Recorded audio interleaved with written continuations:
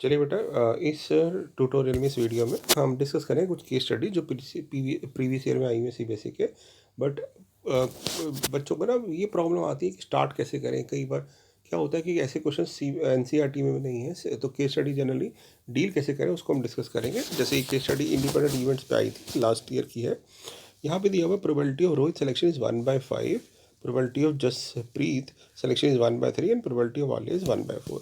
तो सबसे पहले डाटा लिख लेना चाहिए, तो मैं इसको शॉर्ट फॉर्म में लिख रहा हूँ कि आर की प्रोबेबिलिटी 1/5 है, जसप्रीत की प्रोबेबिलिटी 1/3 है और आलिया की सिलेक्शन की प्रोबेबिलिटी 1/4 है।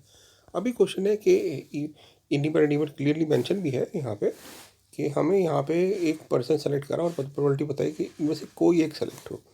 तो पहले ना एक वैसे डिस्कस कर लेते हैं, हालांकि सैम्पल से इसमें रिक्वायर्ड नहीं होगा।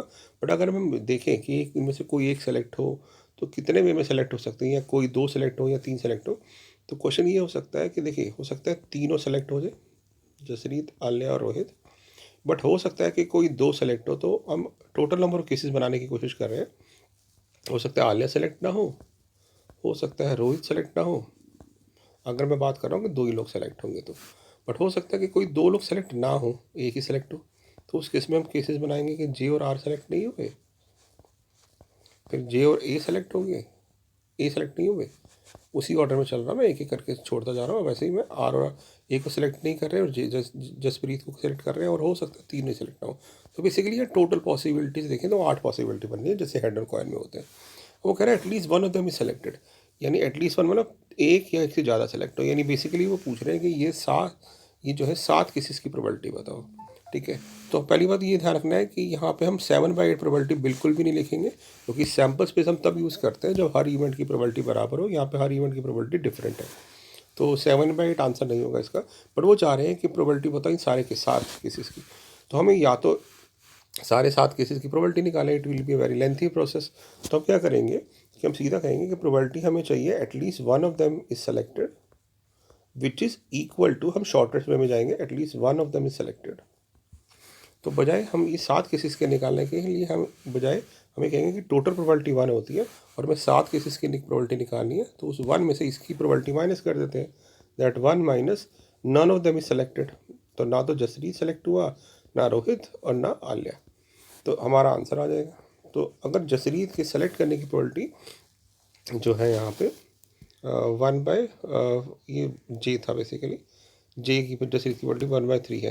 तो इनके ना सेलेक्ट होने की प्रोबेबिलिटी क्या होगी, 1 में से माइनस कर देंगे, 4/5 होगी रोहित के ना सेलेक्ट होने की प्रोबेबिलिटी, ये हो जाएगी 2/3 जसप्रीत के ना सेलेक्ट होने की प्रोबेबिलिटी, और 3/4 हो जाएगी आलिया के ना सेलेक्ट होने की प्रोबेबिलिटी। तो हम इनको मल्टीप्लाई कर देते हैं, तो 1 माइनस 4/5 इंटू 2/3 इंटू 3/4, ये कैंसल आउट हो जाएगा। यहाँ पे 2 से 4 से 4 डायरेक्ट कैंसल आउट हो गया, तो 1 माइनस 2/5 आंसर आ जाएगा, तो 3/5 आंसर आ जाएगा।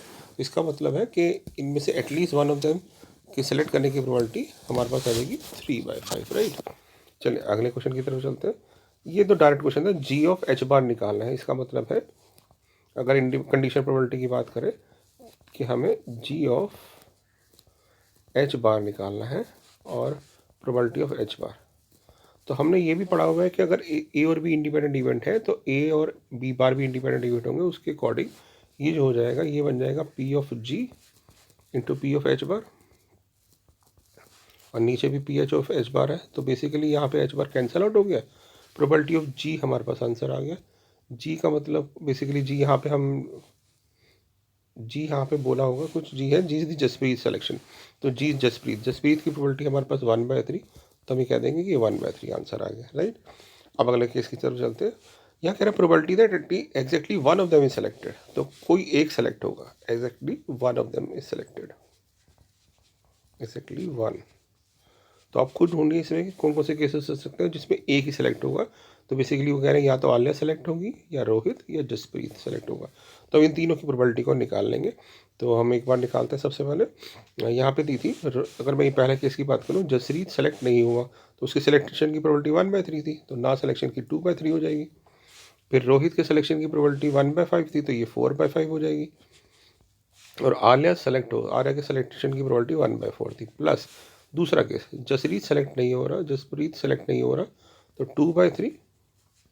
उसके बाद रोहित सेलेक्ट हो रहा है, रोहित के सिलेक्शन की प्रोबेबिलिटी 1/5 थी। और आलिया जो है इस केस में, आलिया सेलेक्ट नहीं हो रही, तो 1 - 1/4, 3/4।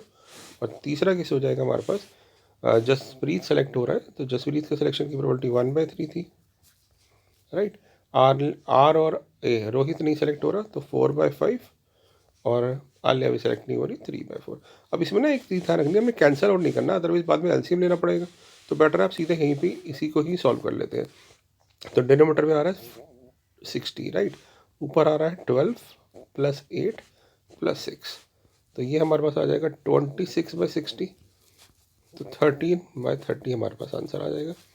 और लास्ट केस की तरफ चलते हैं, find the probability that exactly 2 of them are selected. तो इसी वे में तो 2 सेलेक्ट होने की प्रोबेबिलिटी है, ये जो 2 लोग सेलेक्ट हो रहे हैं इसकी बात करते हैं। तो यहाँ पे हमारे पास आ जाएगा एग्जैक्टली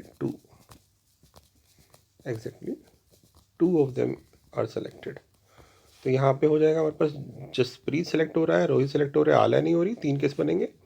यहाँ पे होगा जसरीत सेलेक्ट हो रहा है, और इनमें से किसी एक को हम हटा देते हैं कि इस बार रोहित सेलेक्ट नहीं हो रहा, और इस केस में हम जसप्रीत को सेलेक्ट नहीं करते थे। 3 पॉसिबिलिटी होगी जिसमें 2 सिलेक्शन आ रही है। तो इनकी प्रोबेबिलिटी की बात करते हैं। तो जसप्रीत की प्रोबेबिलिटी थी 1/3 सेलेक्ट होने की, रोहित की थी 1/5, और आलिया की थी 1/4। तो माइनस कर देंगे, 3/4 आ जाएगा। यहाँ पे भी 1/3, 4/5, और आलिया इस बार सेलेक्ट हो रही है तो 1/4। और इधर आ जाएगा 2/3, और इधर आ जाएगा रोहित के सिलेक्शन की प्रोबेबिलिटी 1/5, और ये आ जाएगा 1/4। एलसीएम फिर से वही आ रहा है 60 हमारे पास। यहाँ पे ऊपर आ गया 3 + 4 + 2, तो ये आपका आ जाएगा 9/60। 3 से कैंसिल आउट हो रहा है, तो 3/20 आंसर आ जाएगा। तो नॉर्मल क्वेश्चन होते हैं, केस स्टडी से डरने वाली बात नहीं है। तो एक बार प्रैक्टिस करेंगे, पिछले कुछ सालों की PYQ कर लीजिए, और आप आराम से कंफर्टेबल होंगे। ठीक है, थैंक यू।